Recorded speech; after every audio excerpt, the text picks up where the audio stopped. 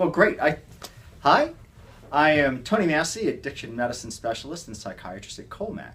And I'm Randy G. I'm a musician, producer, recovering addict, and peer specialist at Colmac. And I'm Doc. And I'm Rock. All right. You know what today is?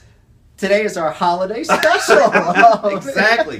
You took the words right out of my mouth. Okay, so we have somebody here that nobody has seen before, and it's the lovely Claire, whose last name I don't know. Oh, hi. Because we just say hi.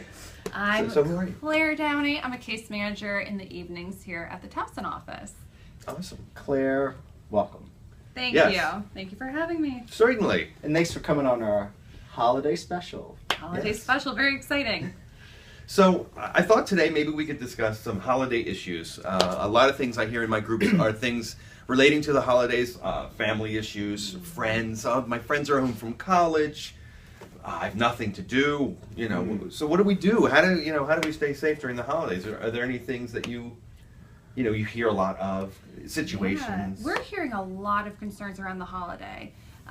This time of year, there's a lot of substance use all over the place, and it's a little bit more difficult to avoid, especially at parties or family gatherings.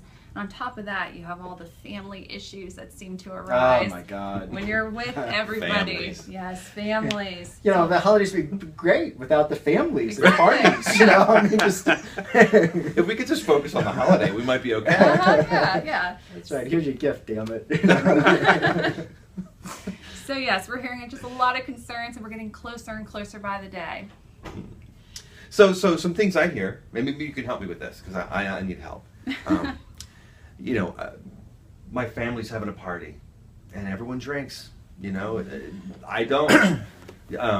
You had mentioned something about somebody who had recently talked to you. Last year they relapsed, and they had a couple drinks at a party, and then that led to after the holidays. Well, I already had a couple drinks, and then nothing happened. Maybe I'm okay. And Yeah. here they are a year later, and they weren't okay. Yeah. One leads to 100, pretty quickly. So, I think it is a danger time for a lot of folks. And first of all, if you're in recovery now, that's wonderful. This is great. Stay there. Stay there. Yeah.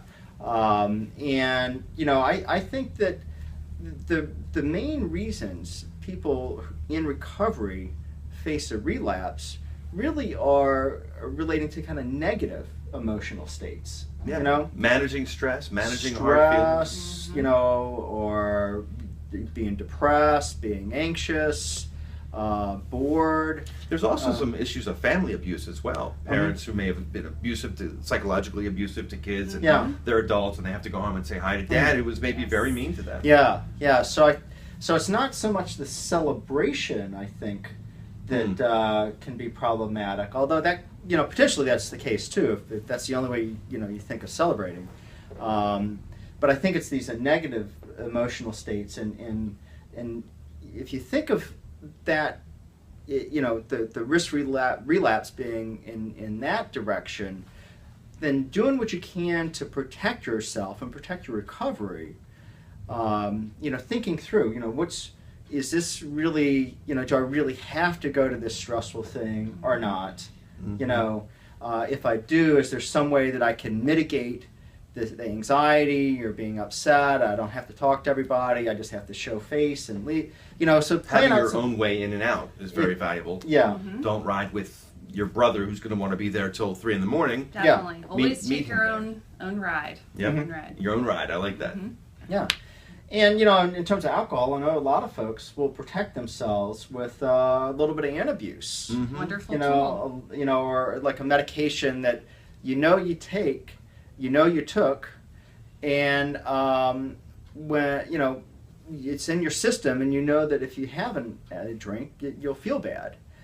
So it prevents that first drink. It is impulsive. I mean, that is a great tool against impulsive choices. Wonderful. Yeah, because I think a lot of times, people don't plan to relapse. They go, oh, I'll be fine, and then they get there, and they're like, well, everyone's doing it, and one doesn't seem so dangerous. Yeah. But try not taking the second one. If the first one's hard not to take, try not drinking that second one. Yes. Right. I love that saying. Well, what about the idea of celebrating without, booze and drugs? Well, what are we celebrating? So we have to identify the celebration. What are we celebrating?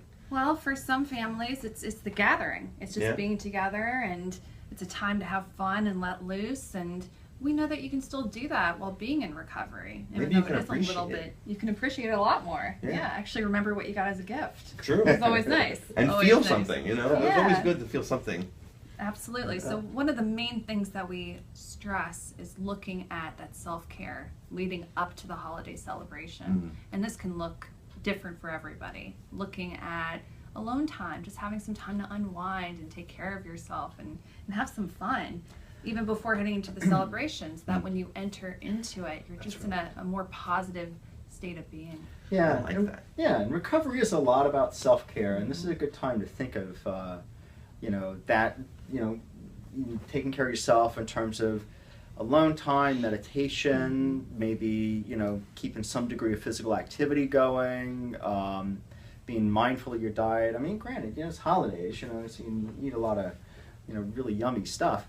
But at the same time, just in the spirit of self-care, just kind of take it as wide as you need to, and that it may actually mean, avoiding some of these high-risk situations because, frankly, they're going to make you feel bad anyway, so what's the point? Yeah, do you really want to go? Is it necessary to go? And if you go, how can you get in and out quickly? And I liked your idea of lowering the stress bucket. So when you go there, you're not at peak stress already. You go there, you feel a little relaxed, and maybe that would be a big help. Yes. I like that. Yeah.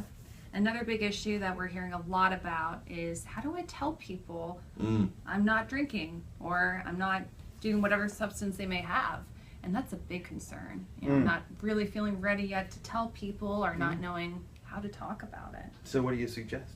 Well, it's really a personal decision. One of the biggest aspects of recovery is having a big support system, having people in your corner, people to hold you accountable, people to hold your hand through the rough days. But at the same time, if you're not ready to share that, that's something you also need to just be mindful of and be ready for when you do have those questions. So looking at ways to move it away from that topic. Not necessarily being dishonest, because this is also an honest program, but just looking at ways that you can dodge the question, navigate your way through the discussion, and stay safe and not get yourself into a corner that you can't escape from. I think, maybe, you can help me out here, but it seems to me a lot of people worry about, like, oh my God, here I am going to tell everybody that, I'm not, using drugs anymore, no more pills. And kind of make this up like they're going to disappoint their friends, and everyone's going to be they're like, going to get judged. What the? Yeah, when the fact of the matter is, first of all, their friends are probably high, or drunk, or both, and they don't really care. They're just like, okay, let's move on, Right. So it's a sort of, it's like making this kind of, cognitive mountain out of a molehill that, and that's the way we think. We kind of, I think as humans, kind of do that.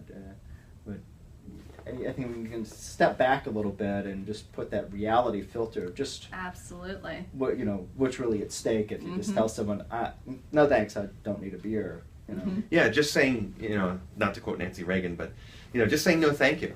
Where I'm not drinking tonight. You don't have to say, oh, I'm in recovery and I'm an alcoholic and all this stuff happened.